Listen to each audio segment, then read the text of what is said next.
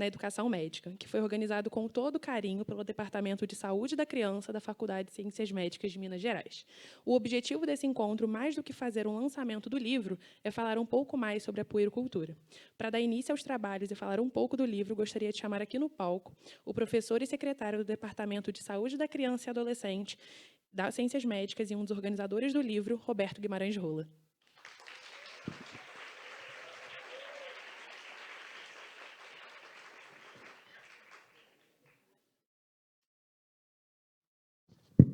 Já quase caí, né? Vamos lá. Boa noite, pessoal. É um prazer imenso estar aqui com vocês nessa noite tão especial de celebração.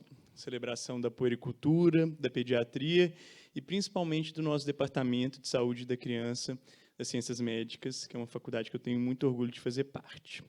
Hoje é um dia especial porque é o lançamento do nosso primeiro livro. E como é o nosso primeiro livro, o tema não poderia ser outro que não fosse a puericultura. A puericultura consiste no conjunto de técnicas e práticas que visam promover a saúde da criança. Essas práticas vão desde a monitorização das curvas de crescimento, checagem dos marcos de desenvolvimento, até orientações sobre imunização, higiene, sono, alimentação, enfim, prevenção de acidentes. A puericultura, pessoal, ela é o alicerce do exercício da pediatria. E para realizar uma puericultura de qualidade e, consequentemente, uma pediatria de qualidade, é muito importante que os profissionais de saúde tenham não só o conhecimento técnico-científico, mas também tenham a capacidade de acolher a criança e a sua família. Esse acolhimento das dúvidas, dos medos, dos desafios que essa família passa, são essenciais para que a gente consiga ser um bom profissional naquilo que a gente está fazendo. Então, pessoal, nesse sentido, o objetivo maior do nosso livro é o quê? É auxiliar esses profissionais que exercem a pediatria a conseguir conciliar uma puericultura técnica e, ao mesmo tempo, uma puericultura humana, que é o que a gente mais busca sempre. Então, para que esse livro ficasse pronto, muitas pessoas participaram desse projeto. Então, eu queria agradecer, em meu nome, em nome da professora Mariana, que organizou o livro junto comigo, minha parceira, algumas pessoas. A começar pelo professor Alexandre, pela professora Cláudia Laranjeiras e a professora Ana Paula, que confiaram na gente esse projeto. Acreditaram na nossa capacidade de levar essa tarefa, quando muitas vezes nem eu nem a Mari acreditávamos que a gente poderia. Então, muito obrigado de verdade. Tá? Além disso, a gente queria agradecer todos os autores do livro. O livro ele não foi escrito a 4 mãos, não é um livro meu e da Mariana. Ele foi escrito a muitas mãos, mãos de professores, mãos de aluno, e eles todos emprestaram um pouco do conhecimento que eles têm, do tempo que eles têm, que às vezes é curto, para enriquecer o nosso livro. Então, a vocês eu sou eternamente grato, esse livro só existe por causa de vocês. Além disso, eu queria também agradecer o pessoal da editora, mais especificamente a Ellen, a Fabiola, o Paulo, o César, eles que nos deram todo o suporte e permitiram que esse livro saísse do papel. Muito obrigado por aguentar as nossas dúvidas, coisas de literatura que a gente nem imaginava, e eles toda vez falavam, não, calma, vai dar certo, pode ir, que vai fazer acontecer, e eles fizeram acontecer mesmo, né, Mari? Então, meu muito obrigado a vocês. Antes do final de agradecimentos, está parecendo um Oscar, né? A gente tem que agradecer um tanto de gente, mas eu queria agradecer a creche Pupileira. Então, eu queria chamar aqui no palco uma representante da creche, a diretora, a Gabriela. Gabi, você pode subir aqui rapidinho, por gentileza? Então, para quem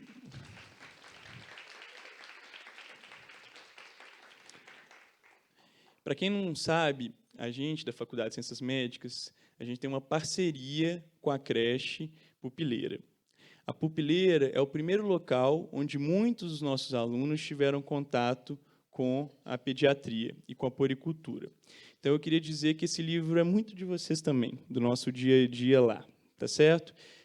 Aproveitar essa oportunidade, que a gente não tem tantas oportunidades de falar isso em voz alta, mas dizer o quanto que eu admiro o trabalho que vocês exercem diariamente lá. A gente que é profissional, médico, às vezes vê a criança uma vez por mês e olha lá. Vocês estão todos os dias lá, trabalhando para essas crianças desenvolverem. Então, eu queria falar em voz alta a minha admiração e também agradecer por vocês deixarem a gente fazer parte desse projeto. Porque eu acho que não tem nada mais importante para esses alunos de entender como é essencial a educação e a saúde andarem de mãos dadas. Então, eu queria uma salva de palmas para a Pupileira, mas para a Gabi em especial. Bom, e a última homenagem, juro que é a última, é para os nossos professores do Departamento de Pediatria das Ciências Médicas, né? Esse livro ele é fruto de um departamento que é um departamento forte e que cada vez mais vem se estruturando.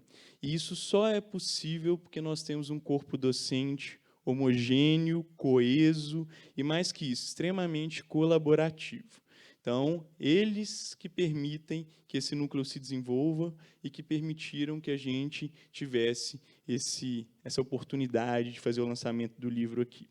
Então, eu queria convidar o professor Alexandre, nosso big boss, chefe, aqui para o palco, que a gente vai fazer uma...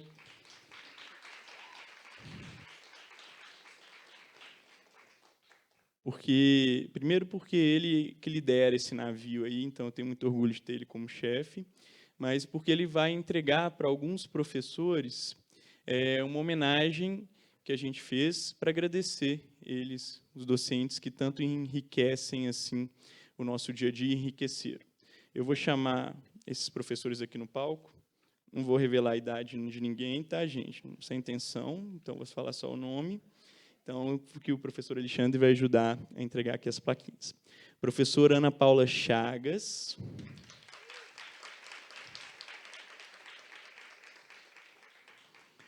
Professora Célia Maria.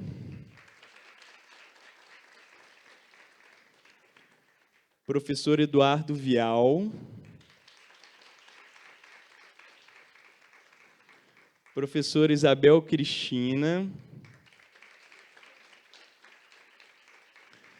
Professor José Mariano Salles.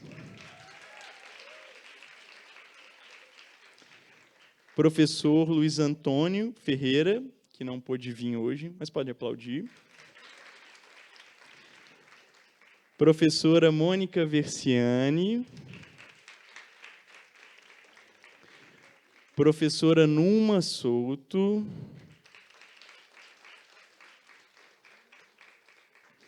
Esse é um que eu vou falar com muito orgulho, professor Navantino Alves Filho, um dos fundadores aí.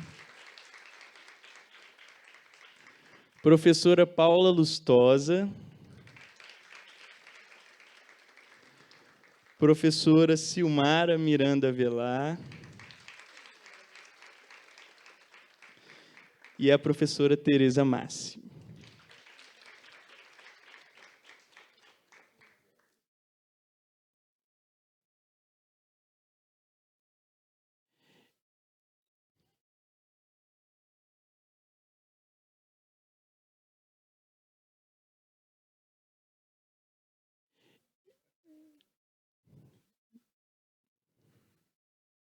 Esperar para a foto, né? Porque essa merece, né?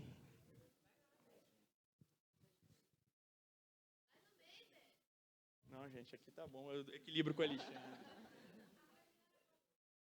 Mari, sobe aqui para tirar essa foto.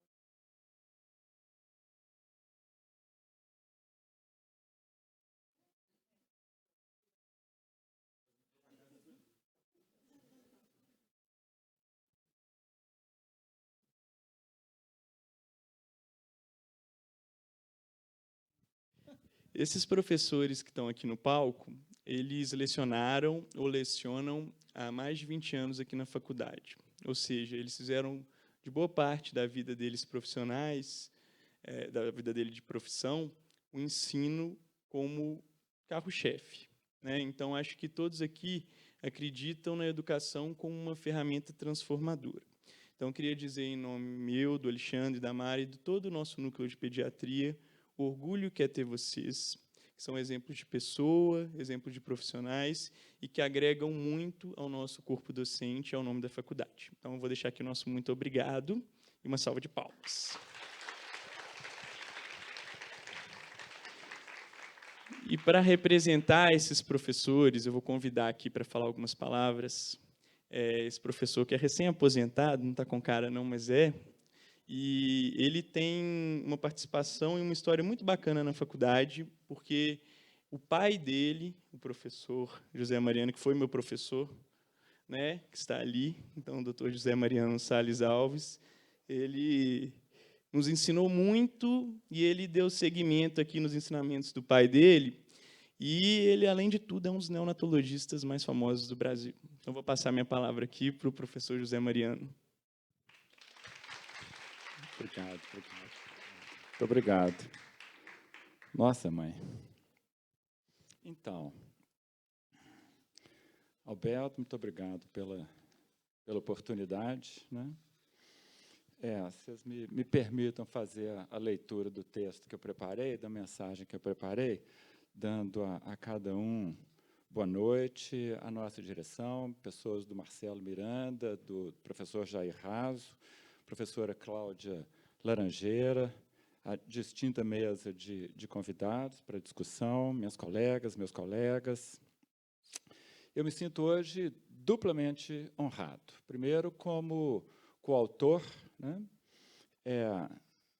do livro de puericultura que o Departamento de Saúde da Criança e do Adolescente lançam. É uma medida, uma iniciativa inédita, né, e que os queridos Mariana e Roberto lançam hoje como, se isso não bastasse na sequência, ainda me dão a palavra, a oportunidade de proferir a vocês uma mensagem singela nessa noite de celebração. A todos que colaboraram com esta ação, repito, inédita do nosso departamento, um livro de respeito e que o tempo haverá de consagrar, né, nas suas edições por vir, que certamente Beto e Mariana estão já atentos a realizar. Meus parabéns. A Roberta e Mariana, ex-aluno e também ex-residentes de outro local onde trabalho, a eles gostaria de dedicar, como editores dessa obra, minha homenagem. São palavras de Rubem Alves, e isso é uma espécie de pilar, e tem sido um pilar no meu dia a dia de trabalho. É natural, nós buscamos discípulos.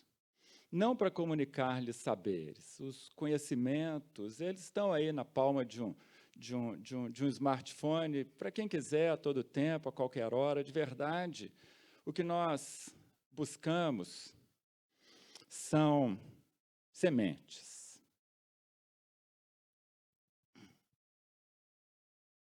Nós buscamos discípulos para neles semear sementes. De fato, nós buscamos neles plantar nossas mais altas esperanças. Beto e Mariana são jovens frutos dessa esperança fecunda a que me refiro. E já estão plantando, né? Aí, ó.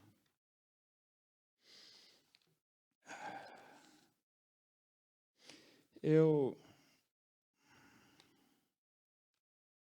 pensava no que dizer nessa noite de encontros, de celebração, trabalhando a ideia de duas palavras-chave que me vieram: projetos e esperanças.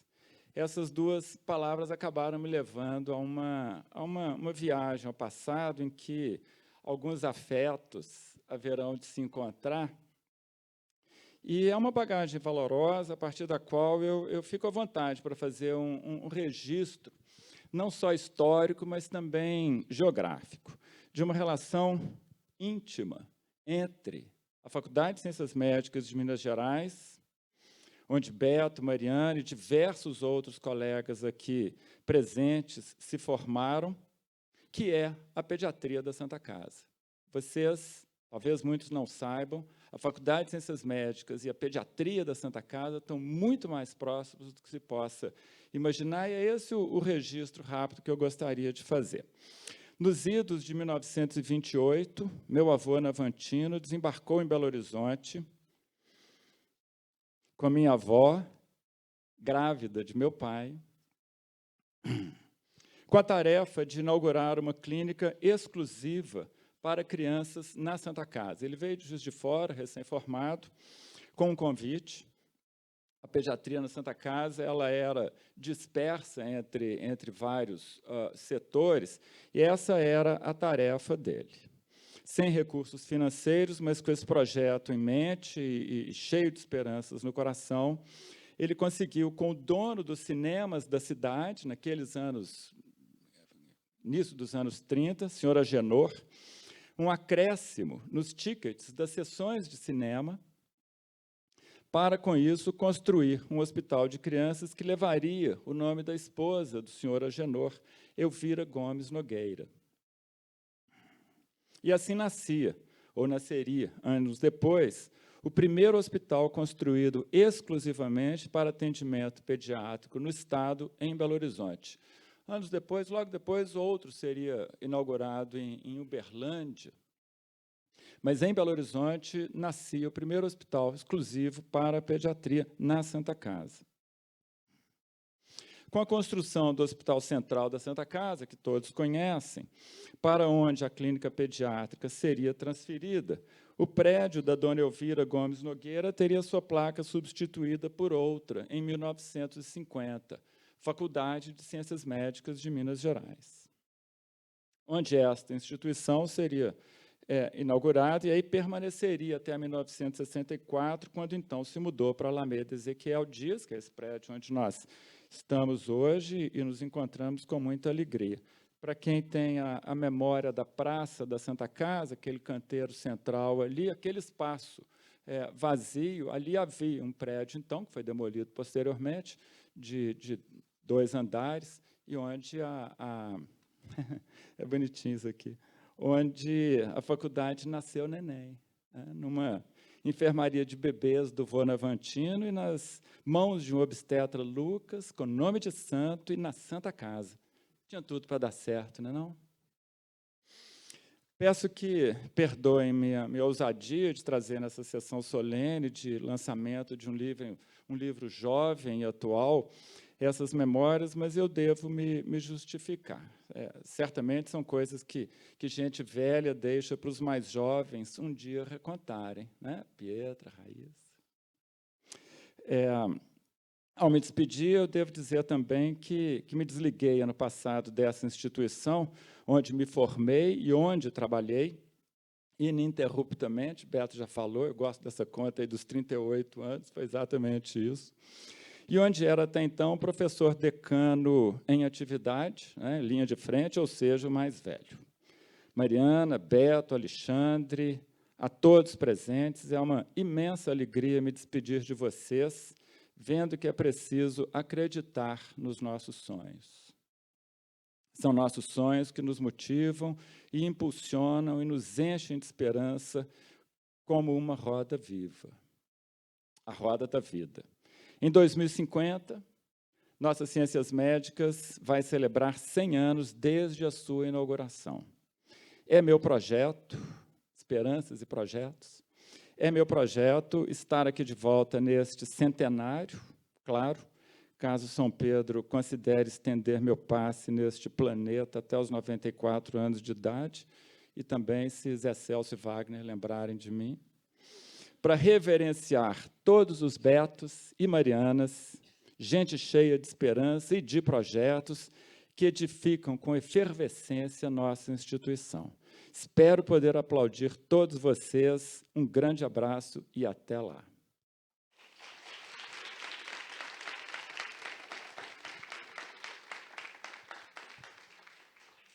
Vocês me permitem passar o bastão do decanato para o professor Eduardo Vial? Eu acho que seria uma forma elegante até para proteger a idade das senhoras colegas, entregar esse bastão do decanato ao professor Eduardo Vial. Eu acho que é o momento. Um abraço.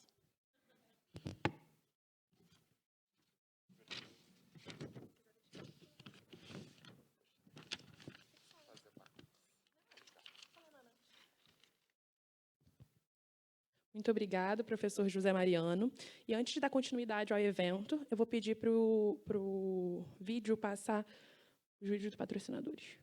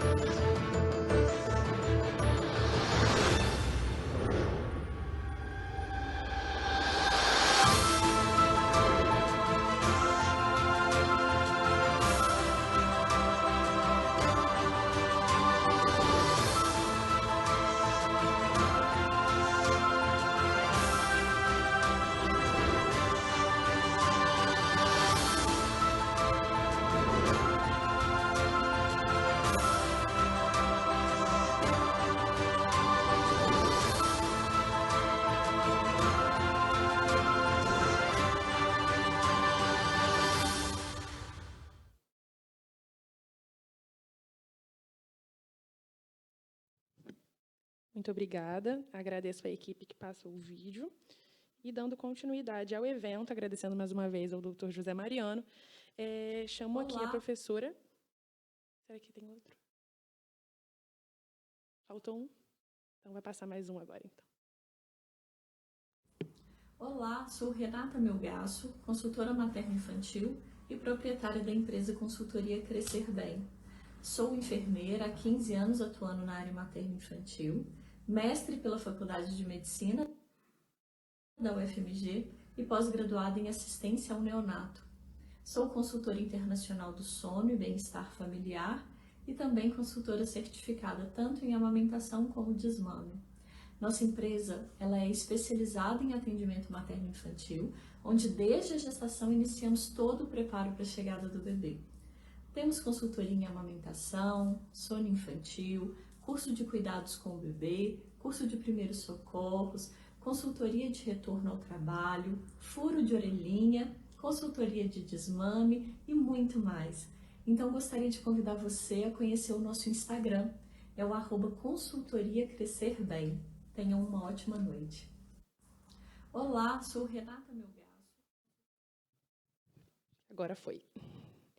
Então, continuando, gostaria de chamar aqui no palco a professora Mariana Godoy Leite, mestre em Ciências da Saúde pela Faculdade de Ciências Médicas de Minas Gerais, professora assistente do Departamento de Saúde da Criança e Adolescente pela Faculdade de Ciências Médicas de Minas Gerais e organizadora do livro Puericultura.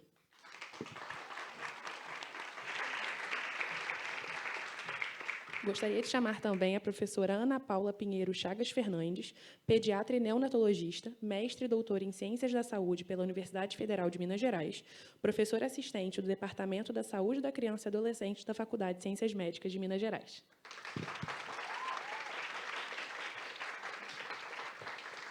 Gostaria de chamar também a professora Raquel Pichon dos Reis, pediatra e especialista em alergia e imunologia, mestre em saúde da criança e do adolescente pelo UFMG, professora assistente do Departamento da Saúde da Criança e Adolescente da Faculdade de Ciências Médicas de Minas Gerais.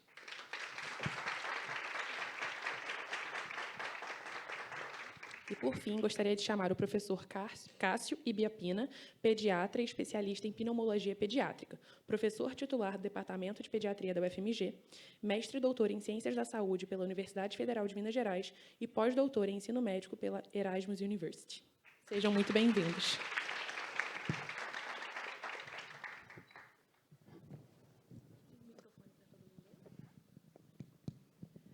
Então, boa noite a todos. Em primeiro lugar, eu queria dizer que é um prazer imenso estarmos juntos nessa noite, né, para essa roda de discussão sobre um dos temas que eu sou mais apaixonada, que é a puericultura. E eu acho que a pediatria é muito ampla, mas tudo que a gente faz sobre promoção à saúde é sempre um pouquinho a mais do que eu gosto. Então, é um prazer mesmo estar aqui, ainda mais do lado de grandes nomes, né? Professora Ana Paula, professora Raquel, professor Cássio. Obrigada por estarem aqui e nos honrarem com a presença de vocês. Então, nós vamos começar a discussão. Vou falar alguns cenários ou alguns casos para ver a opinião de vocês. Tá? Sabendo que a puericultura é prática fundamental na promoção à saúde na infância, qual a importância do ensino da puericultura para os acadêmicos de medicina na formação do médico generalista? E vocês consideram a puericultura essencial na educação médica? Posso começar. Primeiro, externar a alegria de estar aqui. Primeiro, nesse ambiente, né, nesse teatro assim, que exala cultura, arte, ensino, que eu acho que tudo caminha junto. Né?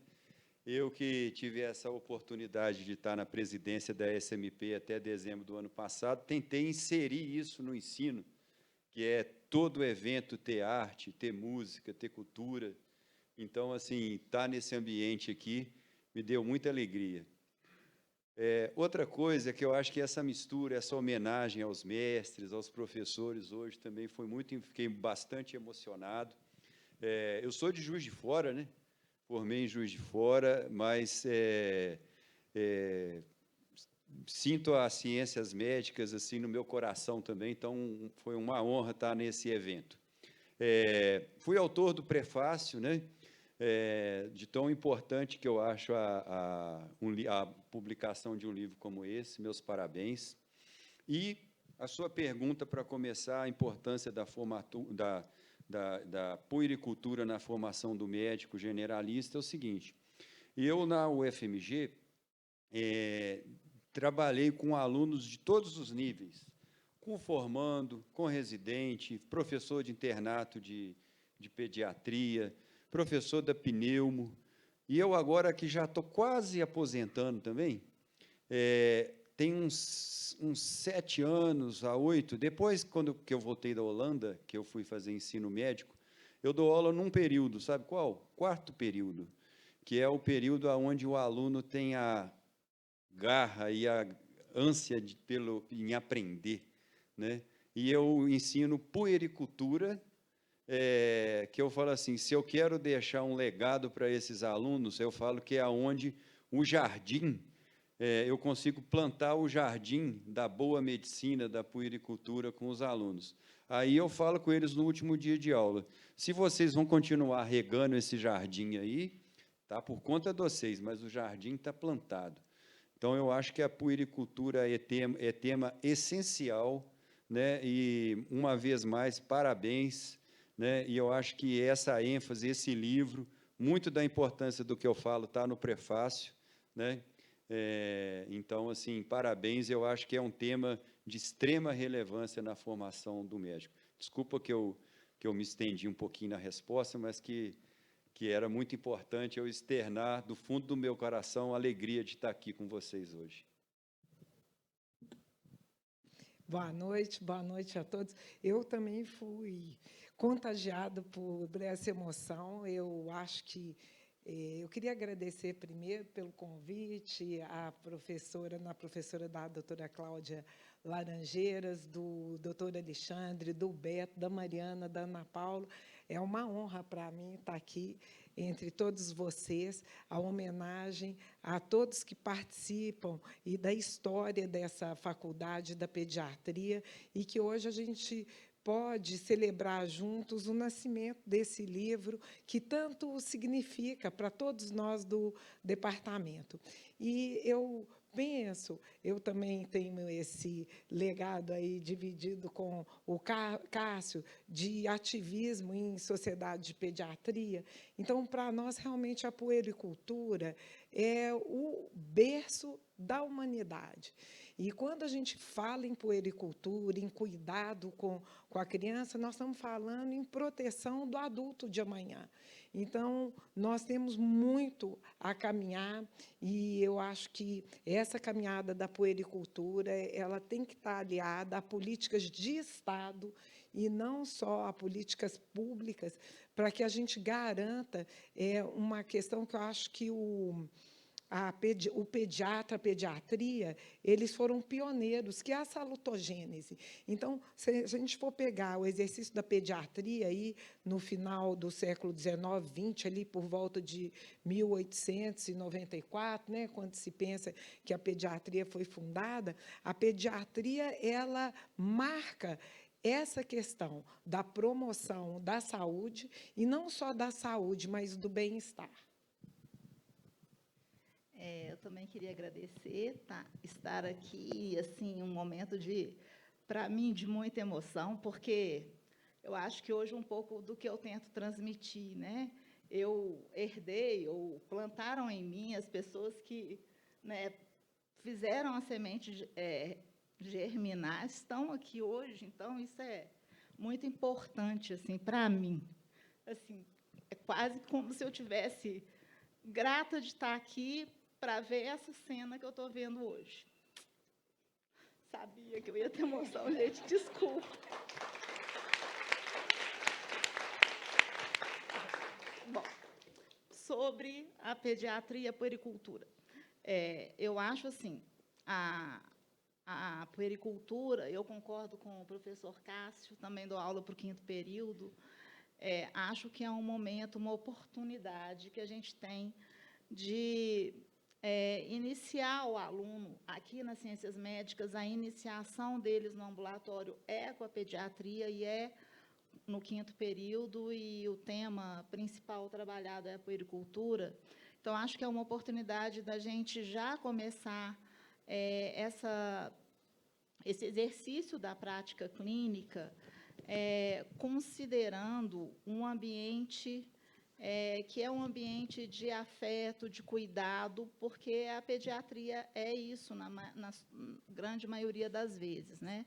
A gente atende ali uma criança que ainda necessita dos cuidados do pai, ou da mãe, ou do responsável. Então, a gente já atende num ambiente de afeto e de cuidado. E isso é muito rico, porque o aluno ele começa a perceber a importância da prática dele enquanto médico, generalista ou pediatra, se for opção no futuro, de trabalhar com o respeito ao outro, com a escuta qualificada, com a percepção dos sentimentos que envolvem aquela consulta, que vai muito além, né, daquilo que é muito biológico numa prática clínica. Então, acho que é uma oportunidade grande para o aluno, seja ele o especialista que ele escolher ser, ele entender as dimensões do que é a medicina e do que é o cuidar do outro, né? Colocado por cada um de vocês, né? Vou para um próximo tema, que a gente sabe que uma das práticas mais importantes no contexto da puericultura é o estímulo à vacinação. No entanto, temos vivido cada vez mais nos consultórios situações nas quais os pais não querem vacinar seus filhos, muitas vezes por medo de efeitos colaterais, de doenças que poderiam supostamente ser causadas pelo uso de vacinas, ou ainda por acharem que as crianças não necessitam de vacinas por serem saudáveis. Com isso, temos visto os índices de vacinação da população pediátrica caindo vertiginosamente. Como lidar quando um pai e uma mãe chegam ao seu consultório dizendo que não quer vacinar o seu filho? Eu posso começar. Eu vou até perguntar quantos tempos que eu tenho para falar.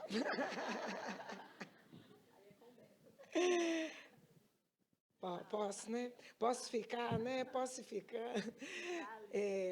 Eu penso assim, antes de começar a falar sobre hesitação vacinal, nós temos que escutar.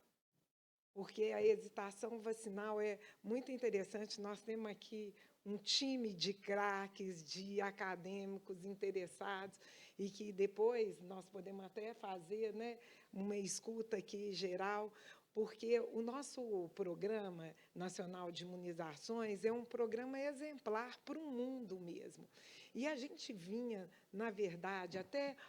Eu não falo até a pandemia, não, mas até uns 3, 4 anos da pandemia, a gente vinha muito bem, com coberturas vacinais boas, com controles de doenças progressivos. Então, nós temos muita gente aqui, como eu, que, quando começou a carreira pediátrica, encontrávamos no João Paulo II enfermarias cheias de crianças com sarampo, crianças, enfermarias. As enfermarias eram isoladas, né? Sarampo, uma de varicela, difteria, doença meningocócica, e com um número grande de crianças. E, com o advento do PNI, esse quadro ele praticamente desapareceu. E, há uns 4 anos, na época, inclusive, eu estava na presidência da Sociedade de Pediatria, nós começamos a ver nossos índices baixarem de vacinação. E eu acho que aí vem a questão, que teve uma participação de uma série de coisas. Às vezes o pessoal fala, a mídia digital foi responsável por isso. E, realmente, eu acho que para cada vídeo fake que aparece sobre efeitos adversos de uma vacina, a gente não consegue circular outro sequer com a mesma viralização.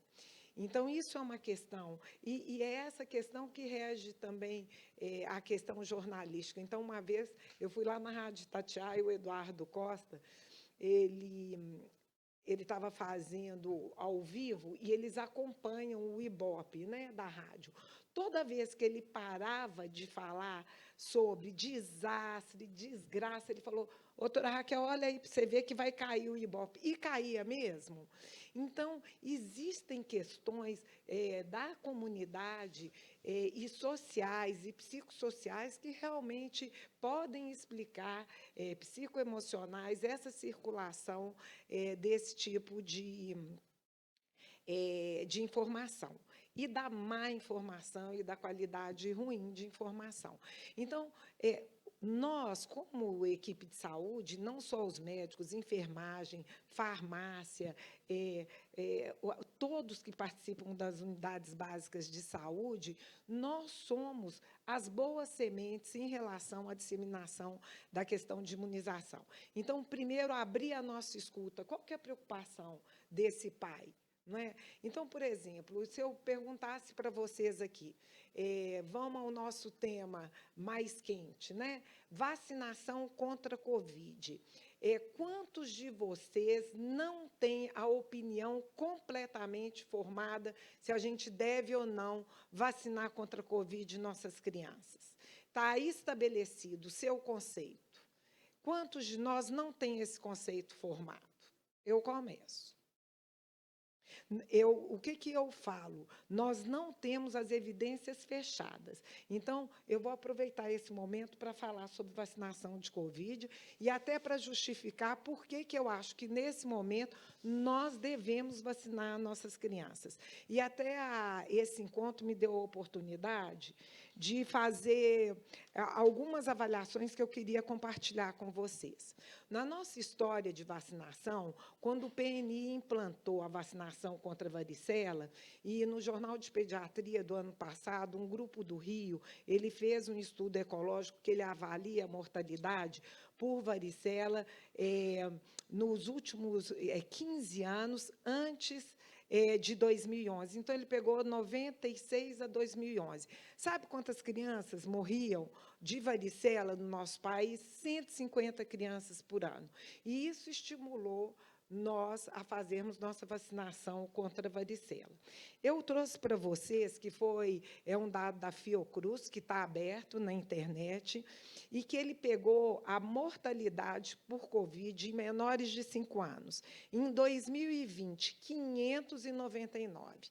Então, se nós temos uma vacina que ela pode não proteger contra a infecção, mas que ela claramente reduz risco de mortalidade, internação e morte, nós perdemos 599 crianças em 2020. Em 2021, nós perdemos 840 crianças. E entre janeiro e junho de 2021, de 22, nós perdemos 291 crianças. O Lancet tem um editorial também aberto sobre mortalidade e essa questão de vacinação, países que estão vacinando suas crianças. Então, nós falamos 2021, só para reforçar, nós perdemos 841 crianças até 5 anos. Estados Unidos, até 4 anos, perdeu 67 crianças. Inglaterra, 7. Itália, 8. Alemanha, 9. Espanha, 8. França, 7. E Coreia do Sul, 0. Então, nós temos que ter uma contextualização epidemiológica. E essa contextualização nós temos que apresentar para as nossas famílias que nos procuram.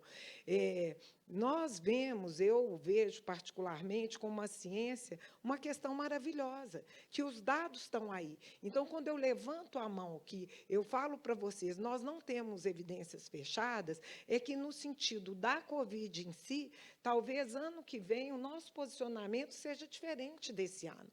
Mas, até esse ano, o nosso posicionamento é vacinar nossas crianças contra a Covid. E contra as outras doenças, eu acho que, nesse cenário, nesse contexto que nós estamos hoje, na verdade, eu acharia que é chover no molhado, não é? Então, nós estamos vendo Israel esse ano aí, com 7 casos de pólio e um subtipo de pólio que é de circulação, não de África, como outros, é de circulação dos Estados Unidos e Europa. Então, é uma ameaça. Nós tivemos aí recente, né, em 2018, um pico pandêmico de sarampo por causa das nossas regiões aí no entorno da América do Sul. Então, nossa atividade pró-imunização, ela acontece no dia a dia e, apesar de tudo que falam sobre medicina, sobre equipe de saúde, o poder da nossa palavra é muito forte.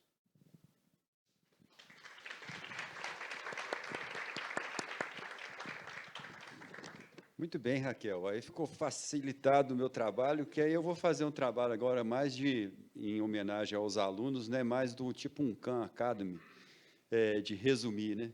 Então, eu acho, nobres alunos, é o seguinte, palavras-chave da Raquel. Primeiro, escuta atenta, escutar essa família, misturado com as coisas que eu aprendi na Holanda, utilizar habilidades de comunicação, para, às vezes, tentar descobrir aquele perfil psicológico daquela mãe ali, porque cada mãe tem um perfil psicológico.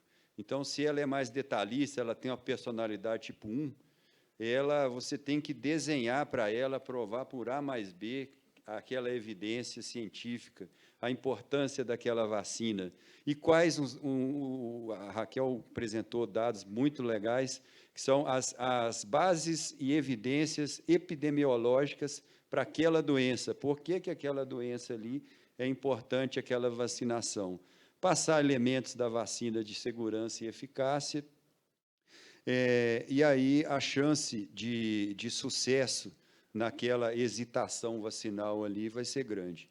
E, para terminar a minha fala, que é rápida, eu acho que eu estou entusiasmado com esse teatro, porque o professor Ibiapina, que foi meu pai, né, ele foi poeta, também foi pediatra em Juiz de Fora e literatura de cordel. Então, como estamos nesse ambiente aqui, eu vou aproveitar, quem não teve oportunidade de ler ainda o prefácio, ler uma parte do prefácio que eu peguei para escritora e poeta chilena Gabriela Mistral, e tem a ver com o livro, tem a ver com essa pergunta da vacinação, que é a importância da criança no momento e o cuidado que nós devemos ter com as crianças. Então, Gabriela Mistral: somos culpados de muitos erros e faltas, porém, nosso pior crime é o abandono das crianças, negando-lhes a fonte da vida. Muitas das coisas de que necessitamos pode esperar. A criança não pode. Agora é o momento em que seus ossos estão sendo formados, o seu sangue também o está, e seus sentidos estão se desenvolvendo. A ela não podemos responder amanhã. Seu nome é hoje. Daí a importância desse livro e toda essa discussão de hoje.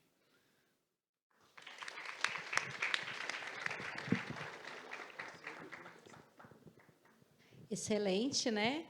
Então, já que a gente está falando de coisas atuais, a gente sabe que hoje os pais também têm muito acesso às informações. Como a professora Raquel disse, muitas vezes boas, outras nem tanto, né? Seja no Instagram, seja no YouTube, eles são bombardeados cada vez mais com dicas, com orientações, com conselhos de como cuidar de seus filhos.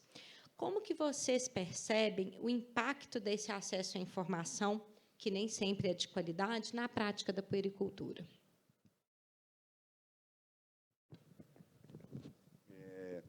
Eu acho que a informação, começar, então, ela é sempre bem-vinda, né? Então, aí o que eu gostaria de responder é um convite para a leitura do meu prefácio, que eu explico um pouco a importância desse livro, que é o conhecimento aprofundado da puericultura. Então, e maioria dessas informações nas mídias sociais que os pais chegam é um conhecimento muito superficial. Então, estudem, aprofundem o conhecimento, que esse conhecimento que chega no consultório, você com conhecimento, vocês vão chegar longe. E facilmente você dirime e esclarece essas dúvidas. E eu acho que é bem-vindo já chegar com alguma informação, mas que claramente, mesmo quando há alguma divergência ali, com o seu conhecimento, você nunca vai perder. Então, um livro como esse vai trazer um conhecimento aprofundado e que venham as dúvidas, das mídias sociais, das mães, que elas são bem-vindas. Não, só completando, né, eu acho que quando o paciente chega e a mãe tem dúvidas e leu e pesquisou e nos pergunta ou discute, e nos chama para uma conversa, para uma tomada de decisão mais consciente, ok, mas o que às vezes a gente vê é a tomada de decisão ser muito autônoma, né? Então, por exemplo, hoje, vou até dar um exemplo do que aconteceu hoje, né? Era uma mãe, eu atendi uma criança com uma mãe, primeira vez comigo, eu estava atendendo pela Unimed, e essa mãe chegou já dizendo o seguinte, o neném tinha 2 meses, era uma criança que ela imaginou que ele tinha um refluxo, porque ela leu muito na internet, então ela entendeu que era um refluxo, mas que podia também ser uma alergia à proteína de leite de vaca. E, além disso, ela também achou que podia ser cólica. E aí ela ficou com aquilo, né, na cabeça e procurou ler e tudo, e já chegou para mim assim, ó, eu tô dando leite materno exclusivo, completo, com uma mamadeira de fórmula extensamente hidrolisada, que custa R$250 a lata, e ela já estava dando, e ela também disse que retirou tudo que era conteúdo de leite de vaca da alimentação dela, e chegou com esse neném. Aí eu perguntei, mas a orientação veio de onde? Não, eu li tudo, eu sei tudo sobre isso. Eu falei assim, bom, então tá, pode até, né, saber e ter tomado decisões que ajudaram o neném, mas foi muito autônomo as decisões, né? E, de repente, se vem uma fonte que não é muito confiável, aí a coisa pode complicar ao invés de ajudar. Então, eu acho que é da parceria mesmo de quem foi eleito para cuidar da criança, né? Nós fomos os escolhidos assim para cuidar de um bebê que é o bem mais precioso de uma família, né? Então é preciso de uma troca numa relação de confiança.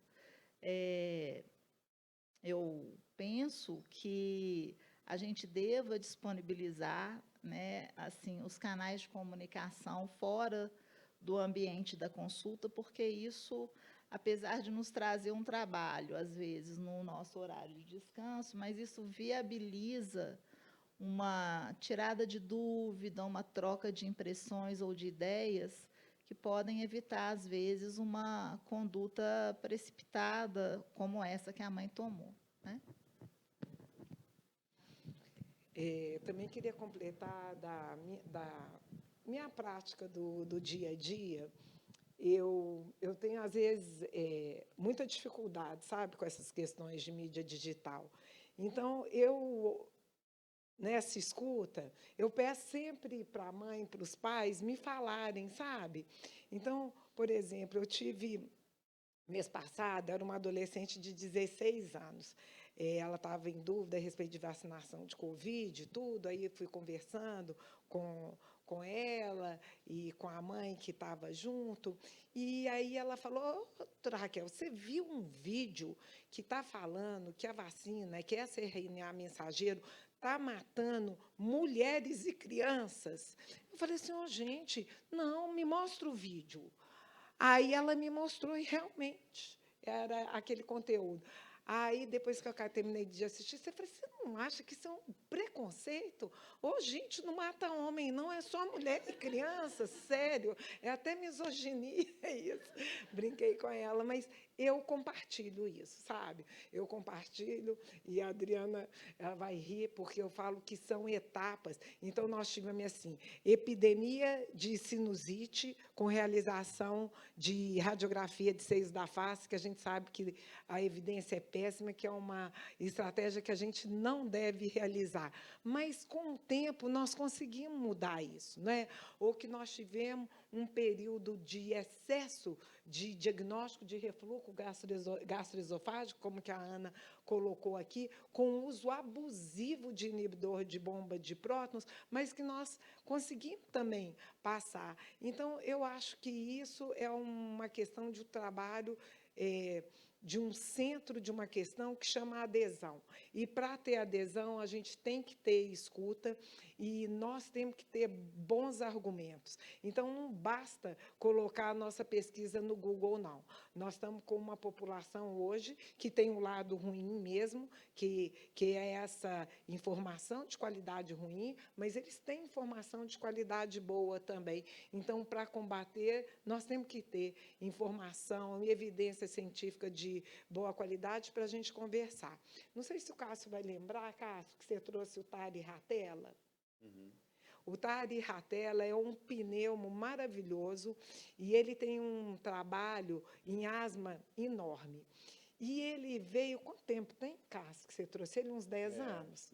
E, naquela época, quando ele veio, eu não sei se o Cássio vai lembrar muito, porque o Cássio estava envolvido na organização desse evento, que foi maravilhoso, mas eu me lembro muito bem que as pessoas estavam todas esperando que ele falasse o quê? Tratamento de asma. Estava todo mundo ali esperando isso, porque ele é uma das maiores experiências mundiais de tratamento de asma. E ele não falou nada, na verdade, a respeito do tratamento farmacológico de asma. Ele usou a hora dele inteira para falar de adesão ao tratamento e como, ao longo dos anos, ele viu que a coisa mais importante do serviço dele seria trazer a família, a criança e o adolescente para próximo deles, para que o tratamento de asma pudesse ser feito. Eu acho que é por aí. É muito importante mesmo. O pediatra, muitas vezes, faz esse serviço de formiguinha, né? Que é orientar bem uma família, para aquela família já avisar para o vizinho, e por aí a gente vai disseminando boas informações para combater, às vezes, essa enxurrada de informações que as famílias têm recebido, né? Então, para falar um pouquinho, mais uma vez, né, do contexto da educação médica, ainda nessa pauta de tecnologia, né, a tecnologia tem se desenvolvido cada vez mais, né? E tem gente que fala hoje que os programas de computador serão capazes de diagnosticar melhor do que uma doença do que o próprio médico. Então, para a gente demonstrar hoje aqui para os acadêmicos que, apesar da tecnologia ser uma excelente parceira do médico e da parceira desse desenvolvimento, né, do mundo, por que ela não vai substituir o atendimento humanizado, o olho no olho? Então, cada um, né, com a sua experiência. O Cássio, lá fora, trouxe muita coisa boa sobre isso também, né? Sim, eu acho que essas tecnologias, a inteligência artificial, né, elas trazem muito recurso interessante. Por exemplo, na pandemia do Covid, né, a inteligência artificial, aquelas perguntinhas básicas, tem febre, tem isso, tem aquilo ali, guiava um pouco o paciente para saber o que ele deveria tomar de medida inicial.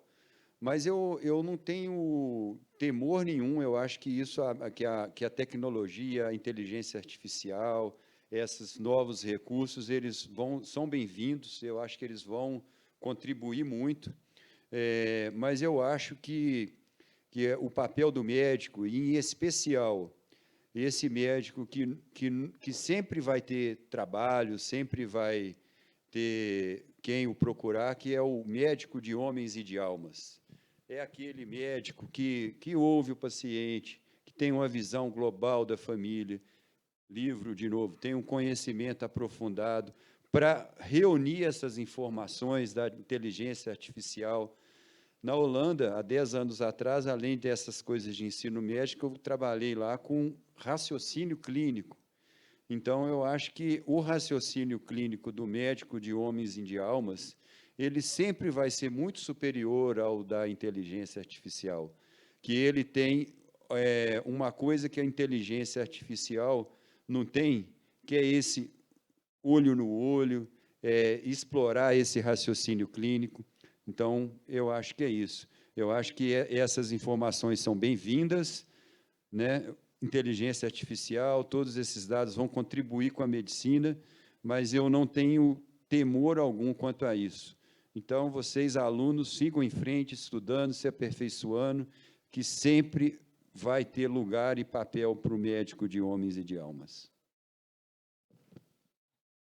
Você facilitou muito para mim agora, hein, Cássio? Foi muito bom da sua parte. Concordo plenamente. Aí o Cássio colocou, eu acho, coisas incríveis. Primeiro que a inteligência artificial ela veio para ficar, assim, como as mídias, não é? Essa é, na verdade, uma revolução de comunicação que nós estamos vivendo. E eu vejo, inclusive, com bons olhos a questão, por exemplo, da Itália, semana passada, ter proibido, não é, lá o LGBT, porque eu acho que, através disso, estão surgindo movimentos que eu acho extremamente saudáveis. Primeiro que a gente vive, o que nós estamos falando, já falamos aqui, mais ou menos, nós estamos numa fase de mídia social como um faroeste, né? Uma terra sem lei. E eu acho que esses movimentos vão nos ajudar nisso. As pessoas elas terem que assumir o que elas postam, ter nome, ter a quem endereçar uma queixa quando isso acontece, a necessidade de proteção de dados, eu acho que isso tudo vai favorecer. E vejo que, cada vez mais, o estímulo a essa prática médica, que é esse contato, não é, de perto com o paciente, com as famílias, elas só vão, na verdade, promover a boa prática médica. Também não temo inteligência, não. Eu acho que o desenvolvimento dos algoritmos ainda vai faltar bastante tempo para isso acontecer. E é onde que realmente o ser humano vai ser o diferencial, especialmente na área da saúde. Eu também acho que não vai haver tipo uma competição, né, entre aquela medicina executada pela tecnologia e a medicina executada por nós pessoalmente. Eu acho que, especificamente na puericultura ou na pediatria, existe um fator de percepção do outro que é impossível ser substituído, né? Quando a gente atende um neném, a gente fala com os alunos, a gente explica que a criança, mesmo antes de entrar no consultório, ela já está sendo observada, como a mãe carrega esse neném, como ela interage, como ela atende às necessidades da criança, né? Se ela é receptiva, acolhedora, ou se ela dá um empurrãozinho, né? Se ela tem paciência, se não tem. Tem elementos da prática clínica na puericultura que ela é sensorial, ela é perceptiva, ela é intuitiva. E esse elemento que nos ajuda a construir, às vezes, um diagnóstico, uma maneira de lidar com o diagnóstico, né? Ou de lidar com a orientação, ou da forma como ela vai ser feita, isso não tem jeito da máquina ou da inteligência artificial ou do computador substituir. Então, eu acho que a gente vai ter muita ajuda, a gente vai ter muito ganho naquilo que é possível, mas vamos manter, né, o nosso elemento humano, a nossa conversa, o olho no olho, porque isso é uma necessidade do ser humano, de todos nós, né?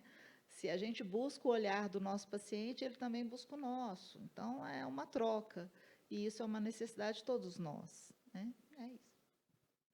Bom, excelentes apontamentos aqui hoje, né? Espero que vocês tenham gostado tanto quanto eu.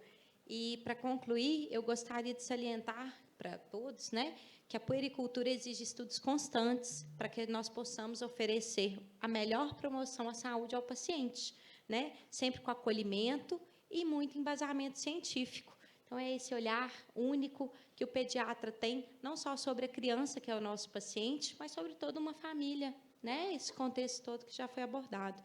E, nessa proposta de conhecimento de qualidade, o Instituto Nascer está organizando o primeiro simpósio de pediatria, eu acho que vocês viram aqui fora, um dos nossos patrocinadores, né? Com diversos profissionais de renome para dialogar acerca do presente e do futuro da pediatria do nosso país. Então, vai ter o professor Dr. José Geraldo, a Fernanda Penido, a Melícia Palmieri, dentre tantos outros profissionais gabaritados para falar do que a gente está falando um pouquinho aqui hoje também, né? Eu terei a honra de dividir uma mesa redonda com a doutora Isabela Reis, em que falaremos sobre a dermatologia no contexto dos 1000 dias. Então, esses temas que vão desde a sala de parto, a triagem neonatal e todo o contexto dos 1000 dias, que são essenciais à puericultura, serão abordados de forma bem interativa e atualizada. E como agradecimento dos nossos patrocinadores, então, obrigado, o meu agradecimento e do Beto a eles, né? E o agradecimento deles para todos vocês que estão aqui hoje. Quem fizer a inscrição vai ganhar 50% de desconto no simpósio. Então, é bom vocês saberem que quem tiver interesse, o simpósio de pediatria está mais acessível, tá? Então, não perca essa oportunidade. Eu deixo aqui mais uma vez o meu obrigado, o nosso obrigada, né, Beto? A Vacine, a Crescer Bem, a MS, a Johnson, todos vocês que viabilizaram o nosso coffee, que foi delicioso, e esse momento que está aqui, em especial para nosso encontro, né? A Feluma, ao teatro, que permitiram a gente realizar esse evento aqui hoje.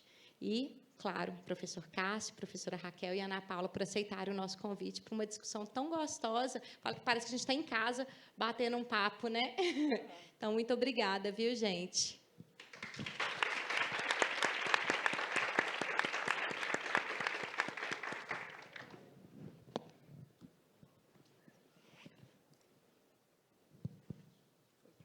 Pessoal, estamos chegando ao final do evento. Gostaria muito de agradecer a presença de todos vocês. Para os alunos que tiverem interesse em receber o certificado de participação, o QR Code com o questionário está aparecendo na tela. Tenham todos uma boa noite. Eu gostaria de agradecer também ao Beto por ter me chamado, né, para compor a cerimônia. Cadê? Deixa eu ver se vai. Não está indo.